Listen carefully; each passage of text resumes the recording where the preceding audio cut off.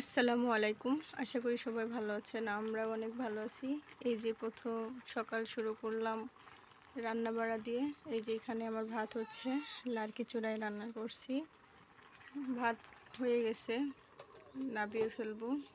আর এই যে এখানে আমি তরকারি রান্না করব, কচু দিয়ে, আলু দিয়ে, পটল। আমার হাজব্যান্ড কচু খায় না, তার জন্য সাথে আলু আর পটলটা দিয়েছি। আর এই যে এখানে তেলাপিয়া মাছ দিয়ে রান্না করব। আর এখানে আমি মরিচ পেঁয়াজ কেটে নিয়েছি। এখানে আমি পরিমাণ মতো তেল দিয়ে দিয়েছি এই কড়াইতে। আর এই যে এখন আমি তেলটা গরম হয়ে গেছে, এখন আমি মাছগুলো দিয়ে দিব।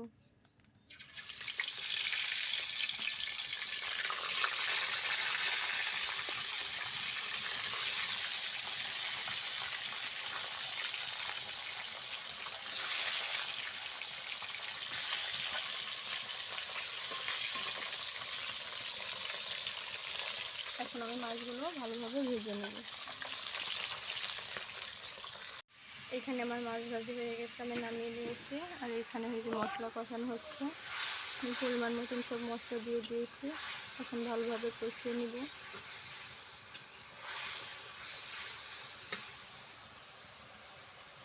ভালোভাবে কষানো হয়ে গেলে আমি কচুগুলো দিয়ে দিব।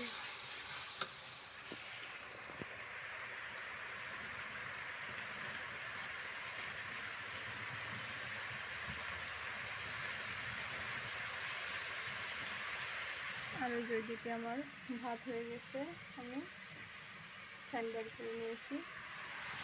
এই যেদিকে আমার কষানোটা হয়ে গেছে, এখন আমি কচুগুলো দিয়ে দিব। এই যে আমি কচুগুলো দিয়ে দিয়েছি। এখন আমি ভালোভাবে তরকারিটা কষিয়ে নেব।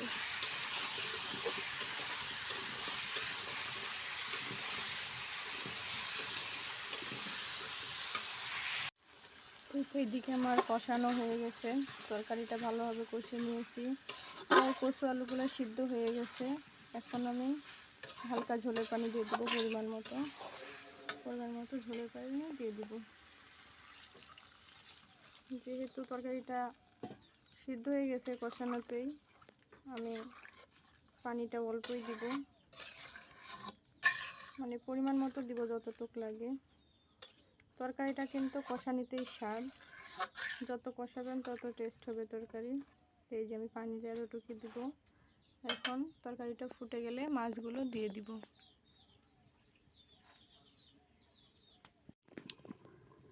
এই তো দেখেন আমার তরকারিটা ফুটে গিয়েছে। আমি আর কিছুটা পানি অ্যাড করেছি, ঝোলের পানি অ্যাড করেছি। ও ভাবলাম অতটুকুতে হবে কি না, তারপরে আমি দিয়ে দিয়েছি আর একটু পানি। এই যে এখন আমার তরকারিটা পুরোপুরি ফুটে গিয়েছে। আমি এখন মাছগুলো দিয়ে দিব, একটা একটা করে মাছগুলো দিয়ে দিব। ফেসবুকে প্রথম ভিডিও ছাড়লাম, কেমন হয়েছে অবশ্যই জানাবেন নিজের ভয়েস দিয়ে। যদি ভালো হয় অবশ্যই কমেন্টে জানাবেন। এই যে আমার তরকারিটা ফুটে উঠেছে। এখন আমি মাছগুলো দিয়ে দিয়ে ভালোভাবে পরিমাণ মতো ঝোল রাখবো। আমার ভিডিওটা কেমন হয়েছে অবশ্যই জানাবেন। তারপরে তো যেদিকে আমার রান্না শেষ, পটল দিয়ে, কচু দিয়ে, তেলাপিয়া মাছ দিয়ে রান্না হয়ে গেছে। এই যে আমার লাস্ট ফিনিশিং। কেমন হয়েছে অবশ্যই জানাবেন আমার ভিডিওটি। সবাই ভালো থাকবেন। আসসালামু আলাইকুম।